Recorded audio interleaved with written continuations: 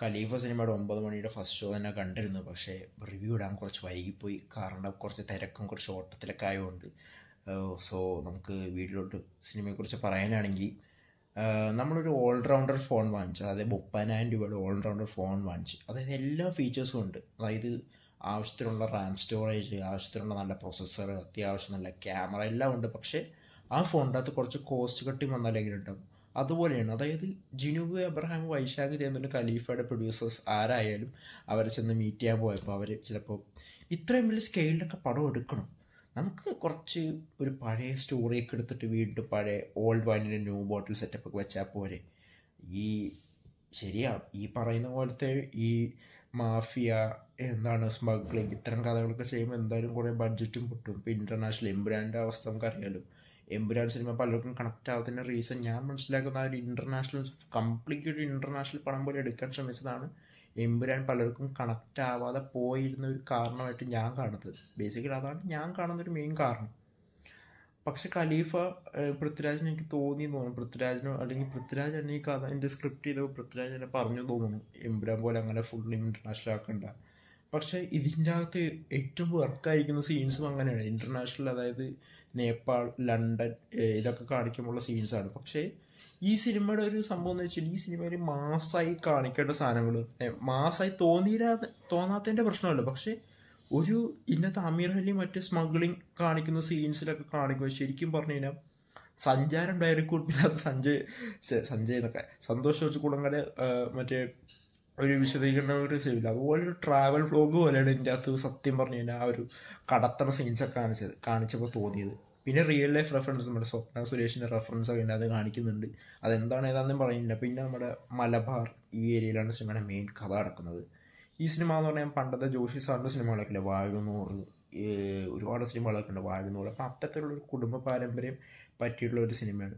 അതാണ് ഞാൻ നേരത്തെ പറഞ്ഞത്, 30,000 രൂപയുടെ ഒരു ഓൾറൗണ്ട് ഫോൺ, എല്ലാ ഫീച്ചേഴ്സും ഉണ്ട്. പക്ഷെ കുറച്ച് കോസ്റ്റ് കട്ടിങ് ചെയ്തിട്ടുണ്ട്. അതായത് ആമിറയിൽ അങ്ങോട്ട് പോകുന്നു, ആമിറയിൽ ഇടയ്ക്ക് ഇങ്ങോട്ട് വരുന്നു. അതുപോലെ ഒരുപാട് സാധനങ്ങൾക്ക് ഇവർക്ക് ബഡ്ജറ്റിൻ്റെ ഇഷ്യൂസ് ആണോ അല്ലെങ്കിൽ എല്ലാ പ്രശ്നങ്ങളായതുകൊണ്ട് കുറച്ച് ഫൈറ്റ് സീൻ എടുത്തപ്പോഴേക്കും ബഡ്ജറ്റ് തീർന്നു പോകുന്നത്, അല്ലെങ്കിൽ ഓണം ടാർഗറ്റ് ചെയ്ത് പെട്ടെന്ന് കുറച്ച് സാധനങ്ങൾ എടുത്ത് നമുക്ക് തീർക്കുക. നമുക്കൊരു സ്ക്രിപ്റ്റ് കാര്യങ്ങളൊക്കെ അത്യാവശ്യം തരക്കേടുള്ള സ്ക്രിപ്റ്റ് ജിനൂബ് എബ്രഹാം എഴുതി വെച്ചിട്ടുണ്ട് സിനിമയ്ക്ക് വേണ്ടി. പിന്നെ ചമൻ ചാക്കോട് എഡിറ്റിംഗ് പറയാനാണെങ്കിൽ ചമൻ അത്യാവശ്യം നന്നായിട്ട് സിനിമ വെട്ടി വെട്ടി വെട്ടി ഇങ്ങനെ ചെയ്ത് വെച്ചിട്ടുണ്ട്. സോ എനിക്ക് ഫ്രാങ്ക്ലി പറയുകയാണെങ്കിൽ ഫസ്റ്റ് ഹാഫിൻ്റെ കുറേ ഭാഗങ്ങൾ എനിക്ക് അത്യാവശ്യം വർക്കായിരുന്നു. പ്രത്യേകിച്ച് യങ് ആയിട്ട് കാണിക്കും, യങ് എന്ന് പറയാൻ പറ്റില്ല, പുള്ളിക്ക് ആക്ച്വലി സിനിമയുടെ ഒരു ടൈം ലൈൻ വെച്ച് നോക്കുമ്പോൾ പുള്ളി അവിടെ എത്തുമ്പോൾ ഒരു വേഷം മാറുന്ന രീതിയിലാണ് ബുൾഗാനൊക്കെ വെക്കുന്നതായിട്ട് ഈ സിനിമയ്ക്ക് അത് കാണിക്കുന്നത്, സിനിമയുടെ കാര്യം പറയുമ്പോൾ. പിന്നെ ക്യാരക്ടേഴ്സിലോട്ട് വരുമ്പോൾ യുഎൻഎസ് അലി, നൂർജഹാൻ, മമ്പറക്കൽ അഹമ്മദ് അലി, ലാലിനെ കുറിച്ച് ഞാൻ പറയാം, ലാസ്റ്റ് പറയാം. പിന്നെ സമത്ത്, പിന്നെ വിനായകൻ, ഭാസ്കരൻ, ഷമ്മി തിലകൻ, പിന്നെ നീൽ മുകേഷിൻ്റെ ക്യാരക്ടർ ഹാരിസ്. ഈ പുള്ളിക്കാരൻ്റെ പേര് ഹാരിസ് ബഷീർ എന്നാണ്. ഹാരിസ് ബഷീർ എന്ന് കേട്ടപ്പോൾ എനിക്ക് ഈ അടുത്തിറങ്ങിയ ഒരു സിനിമയുടെ ഒരു ക്യാരക്ടർ ഓർമ്മ പെട്ടെന്ന് ആദ്യം പേര് പറഞ്ഞപ്പോൾ. എനിക്ക് അതൊന്നും വലിയ ഇഷ്യൂ ആയിട്ട് എനിക്ക് തോന്നിയില്ല. അപ്പോൾ വില്ലന്മാരുടെ കാര്യം പറയുകയാണെങ്കിൽ ഷമ്മി തിലകൻ്റെ ചേട്ടൻ പക്ക ഒരു ടൈലർ മെയ്ഡ് ക്യാരക്ടർ, പക്ക തിലകൻ തന്നെ. പുള്ളി കഴിഞ്ഞിടെ ചെയ്തു വരുന്ന സ്ഥിരം ടൈപ്പ് ക്യാരക്ടർ തന്നെയാണ് ആയിട്ടാണ് എനിക്ക് തോന്നുന്നത് പുള്ളി ചെയ്തിട്ടുണ്ട്. പിന്നെ നീൽനട്ട് മുകേഷ്, അതായത് നീൽനട്ട് മുകേഷിൻ്റെ ക്യാരക്ടർ, പിന്നെ നീൽനിതിൻ മുകേഷിൻ്റെ ക്യാരക്ടർ ഹാരിസ്, ഞാൻ പറഞ്ഞ പോലെ തന്നെ ഇവരൊക്കെ ഈ രണ്ടുപേരാണ് ഇതിലെ മെയിൻ വില്ലന്മാരായിട്ട് വരുന്നത്. അപ്പോൾ ജിനൂബ് എബ്രഹാമിൻ്റെ ആഗ്രഹം, അതായത് എല്ലാം കാണിച്ചുകൊണ്ട് ഒരു സ്മഗ്ലിംഗ് പടം ചെയ്യാണ്. ആ വിദേശത്തുള്ള സീൻസ്, അത്യാവശ്യം ഫോറിൻ ആ ഒരു സാധനം, ഒരു സെറ്റപ്പ്, ഒരു എന്താണ് ഒരു തറവാട്, അവിടുത്തെ ഒരു ലെഗസി കാണിക്കുക, ഇതെല്ലാം പക്കയായിട്ട് തന്നെ കാണിച്ചിട്ടുണ്ട്. പക്ഷേ സിനിമ ഒട്ടുമിക്ക സമയത്തൊരു എന്താണ് പല സിനിമകളും പല ഇത്തരം സ്മഗ്ലിംഗ് ബേസ്ഡ് ആയിട്ടുള്ള സിനിമകളിലേക്കൊരു റെപ്ലിക്ക മാത്രമായിട്ടാണ് എനിക്ക് പല സ്ഥലത്തും തോന്നിയത്. പല സ്ഥലത്തും വളരെ വീക്കായിപ്പോയി സ്ക്രീൻ പ്ലേ. അതായത് നമ്മൾ പണ്ട് തൊട്ട് കണ്ട അതേ പ്രഡിക്റ്റബിൾ പാത്ത് തന്നെയാണ് സിനിമയ്ക്ക് അത് കാണിച്ചിരിക്കുന്നത്. ഏതെങ്കിലും ഒരു കഥാപാത്രം മരിക്കുമെന്ന് നമ്മൾ മനസ്സിൽ വിചാരിക്കും, അപ്പം നമുക്ക് വേണമെങ്കിൽ അതും പ്രെഡിക്റ്റ് ചെയ്തെടുക്കാവുന്നതാണ്. അത് വലിയ ഞാൻ ചോദിച്ചു സ്പോയിലറാണെന്ന് ചോദിച്ചാൽ അത്ര വലിയ സ്പോയിലർ പോലും അല്ല അത്, മനസ്സിലായി. അപ്പോൾ സ്പോയിലർ പോലും ആവാത്തൊരു സാധനം ഈ സിനിമയുടെ എത്രത്തോളം പ്രധാനമാണെന്ന് മനസ്സിലായി. പിന്നെ സഞ്ജു ശിവറാം, പുള്ളിയുടെ പുള്ളിയൊന്നും ഇതൊന്നും അല്ല സഞ്ജു ശിവറാം. നിങ്ങൾ മറ്റേ ക്രോണിക്കിൾസ് ഓഫ് 4.1 സംഭവ വിവരണ നാല് സംഘം തന്നെ കൃഷാന്തിൻ്റെ ഒരു സീരീസ് ഉണ്ട്, അതിൽ സഞ്ജു ശിവറാമിൻ്റെ പെർഫോമൻസ് ജസ്റ്റ് ഒന്ന് കണ്ടു നോക്കാം. ആ സീരീസ് തന്നെ ഇടുക. അപ്പോൾ ഇതിൻ്റെ ജസ്റ്റ് ഓക്കെ. പിന്നെ നമ്മുടെ മാമുക്കോയുടെ മകൻ അതിനകത്ത് ഒരു ചെറിയ മിന്നായം പോലെ വരുന്നുണ്ട്. ഇതിനകത്ത് എനിക്ക് ഏറ്റവും ഇഷ്ടപ്പെട്ട എയർപോർട്ടിലുള്ള സീക്വൻസ് ആണ്, അതും അടിപൊളിയായിട്ടുണ്ട്. പിന്നെ ശിവജിത്ത് ഉണ്ട്, പുള്ളി നന്നായിട്ട് ചെയ്തിട്ടുണ്ട്. പിന്നെ ഇതിനകത്ത് ഫണ്ടാസ്റ്റിക് ഫോഴ്സിലെ ഒരു ക്യാരക്ടറില്ല, ഒരു ബ്രിക്ക് പോലെ ഇരിക്കണേ, പേര് ഞാൻ മറന്നു. ഞാൻ അധികം വലിയ മാർവൽ ഫാൻ ആയതുകൊണ്ട് എനിക്ക് അതൊന്നും ഓർത്ത് ഇരിക്കാറില്ല. പിന്നെ ജേക്സ് ബിജോയുടെ ബീജിയം, ജേക്സ് ബിജോ ഒരുപാട് സ്ഥലത്ത് നല്ല പോലെ പണിയെടുത്തിട്ടുണ്ട്. അത് ജേക്സ് ബിജോ ഇങ്ങനെ പട്ടയ്ക്ക് കൊടുക്കുന്നുണ്ട്, പക്ഷെ സീനൊട്ടും അപ്ലിഫ്റ്റ് ആവുന്നില്ല. അല്ലെങ്കിൽ സീൻ ആ ബീജം അടി യാതൊരു രീതി വരുന്നില്ല. ഇതിൻ്റെ അകത്ത് നീൽ മുകേഷ് വരുമ്പോൾ ഇപ്പോഴും ഒരു തീം വരുന്നുണ്ട്. പക്ഷെ ആദ്യത്തെ വട്ടം നമ്മളിങ്ങനെ കേൾക്കുമ്പോൾ ഓക്കെ, പക്ഷേ ഈ ക്യാരക്ടർ വില്ലൻ ആവാൻ വേണ്ടി വില്ലനായ പോലെ എനിക്ക് ഒരു സ്യൂട്ടൊക്കെ ഇട്ട് വളരെ ഒരു പ്ലാസ്റ്റിക്, ഒരു ഭയങ്കര ആർട്ടിഫിഷ്യലായിട്ട് തോന്നിക്ക രീതിയിലുള്ള ഒരു വില്ലനും ക്യാരക്ടറൈസേഷനും. പിന്നെ നൂർജഹാൻ, ഇതിനകത്തുള്ള പേരുകളൊക്കെ അടിപൊളിയുണ്ട്. നൂർജഹാൻ, യൂനസ് അലി, രഞ്ജിപ്പണിക്കർ അടിപൊളിയായിട്ട് തന്നെ ചെയ്തിട്ടുണ്ട്, കിട്ടിലൻ. പിന്നെ camera work by John ISC കാണാനുണ്ട്. അതാ പറഞ്ഞ കാണാനുണ്ട്. ഒരു പരിധി വരെ സിനിമയെ കൊണ്ടുപോയിരിക്കുന്ന സിനിമയുടെ എഡിറ്റിംഗ് ചമൻ അത്യാവശ്യം നല്ല പണിയെടുത്തിട്ടുണ്ട്.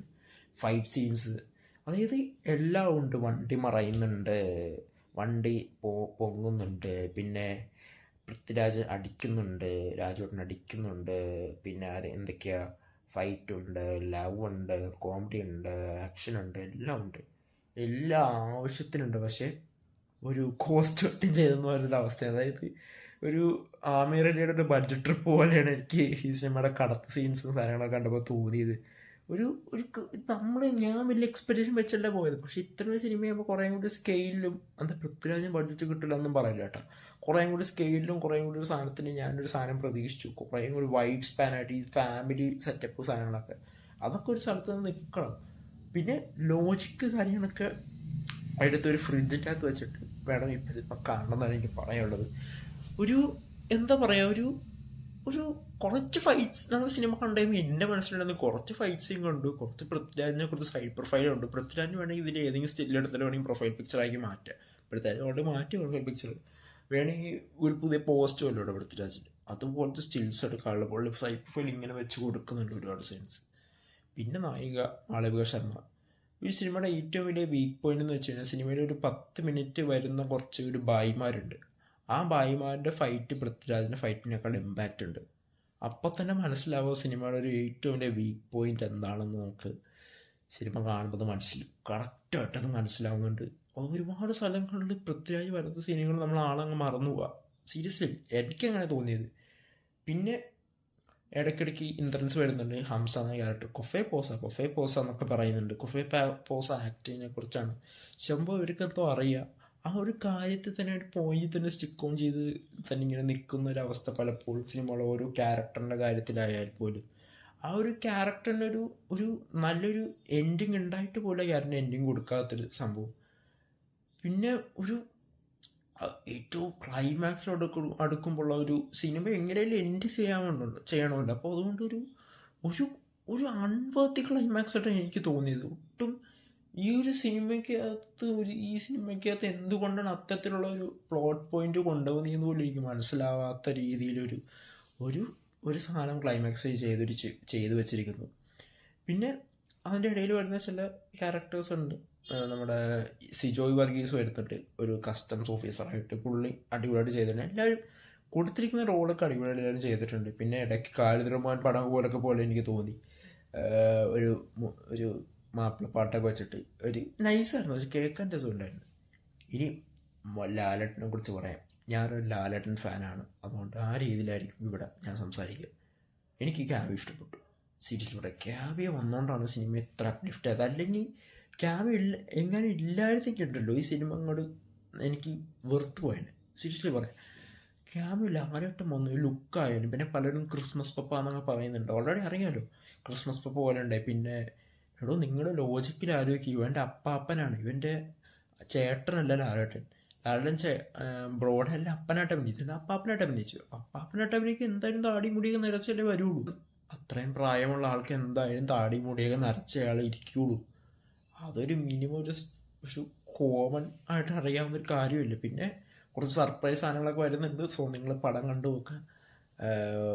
ചോരയിൽ കുളിച്ചുകൊണ്ട് ഒരാൾ വരുന്നുണ്ട്. സോ അതെന്താണ് എന്താണെന്ന് ഞാൻ പറയുന്നത്, നിങ്ങൾ ബാക്കി പടം കണ്ട് മനസ്സിലാക്കുക. ഓൾമോസ്റ്റ് എല്ലാവർക്കൊക്കെ ക്യാമിയോ ഒക്കെ ഇപ്പോൾ ഇൻസ്റ്റാഗ്രാം തുറക്കാൻ പറ്റൂല. അപ്പോൾ എന്നോട് ചോദിക്കുകയാണെങ്കിൽ 2 മണിക്കൂർ 2.5 മണിക്കൂർ ഒരു പൃഥ്വിരാജിൻ്റെ ഫൈറ്റും പൃഥ്വിരാജിൻ്റെ സൈഡ് ഫൈലും ഒരു വെറുതെ പൃഥ്വിരാജിനെ കാണാനും പ്ലസ് കുറച്ച് അടി കാണാനും. ഫൈറ്റ്സൊക്കെ അടിപൊളിയായി യാരിക് ബെന്നാണ് ഫൈറ്റ് കൊറിയോഗ്രാഫി ചെയ്തിരിക്കുന്നത്. അതിനു വേണ്ടി മാത്രം ഖലീഫ കാണുക. That means it's an average or A below average movie. എനിക്ക് വളരെ ഒരു ഡ്രെയിൻഡ് ആയിട്ടുള്ള അവസ്ഥയാണ്, എനർജിയും ഡ്രെയിനായി ഇരുന്ന് കണ്ടുപോയൊരവസ്ഥയാണ് എനിക്ക് ഖലീഫ കണ്ടപ്പോൾ തോന്നിയത്. സോ എന്താണ് ഖലീഫയെക്കുറിച്ച് നിങ്ങൾക്ക് പറയാനുള്ളത്? നിങ്ങളുടെ അഭിപ്രായം താഴെ കമൻറ്റ് ചെയ്യുക. നിങ്ങളുടെ വിലയേറെ അഭിപ്രായം താഴെ കമൻറ്റ് ചെയ്യുക. Okay, by.